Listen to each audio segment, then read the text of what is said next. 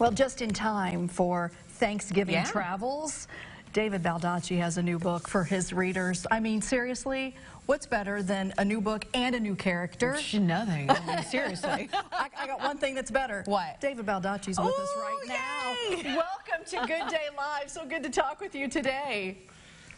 Oh, thank you very much. You know, we are excited for our viewers who are big fans of you to learn about your new character and your new thriller. So fill us in.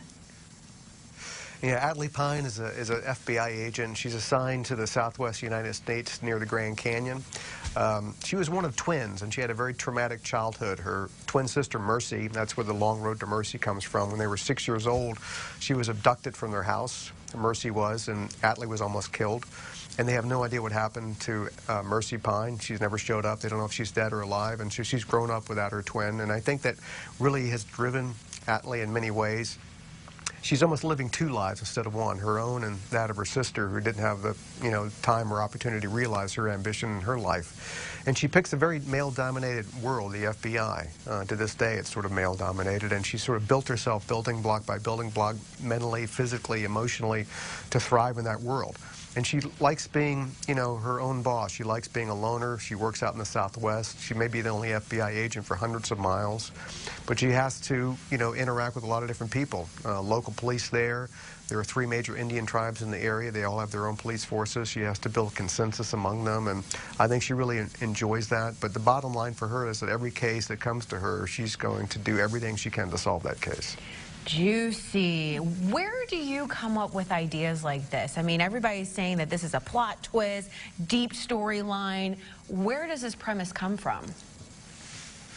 I've been wanting to write about a solo female protagonist for a long time. I've had a lot of female characters in my novels, but never one that's really entirely carried the narrative, and I just thought it was about time to do that. I've been surrounded by females my whole entire life. My mom was a force of nature. My wife is very independent and strong. My daughter the same. I've never written about damsels in distress because I've never met one in my entire life. Just they don't exist. I have a lot of guy friends who need help, but not the ladies. And so it was a challenge for me to to sort of do that. And I've written so many books, and I've been in the business a long time, that to keep me fresh and energized and motivated, I get out of my comfort zone. And so I had this brand new character in a different way. I had a brand new geographic area I'd never really tackled before, which is also amazing because I immersed myself in that area of the country and did a lot of research and visited the place and just sort of lived the moment. And that, I think in the story you can see the energy and motivation because it was all new for me too. Your fans, I think, will be energized themselves by the fact that it is a new character. But I find it fascinating that it is an FBI agent because, then I think to myself, gosh, are Adley and Amos ever going to meet? Or does that ever happen? Never say never. I mean, their names both begin with an A, so there's the camaraderie right there.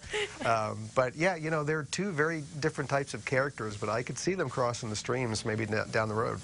Well, for fans of yours who want to pick up the book, important that they know, obviously, how to follow you. And I also want to allow you to give information about your foundation quickly, too. So where are the best ways to catch up with David Baldacci for fans?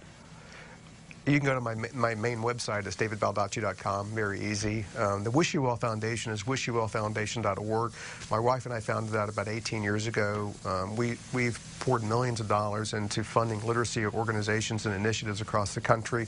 We also collect books during my book tours that my fans donate, and we ship those books out to food banks around the country. We probably shipped out about 2 million books over the last 6 or 7 years.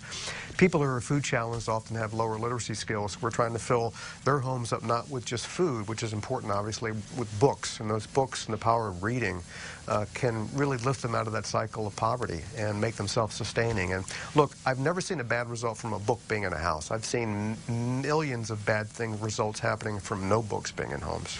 Well, I couldn't agree more. And David, thank you so much. We've got a copy of your book, and one lucky viewer is going to win it this week because we're giving it away. So thank you for your time, and best wishes to you. Great. Thank you.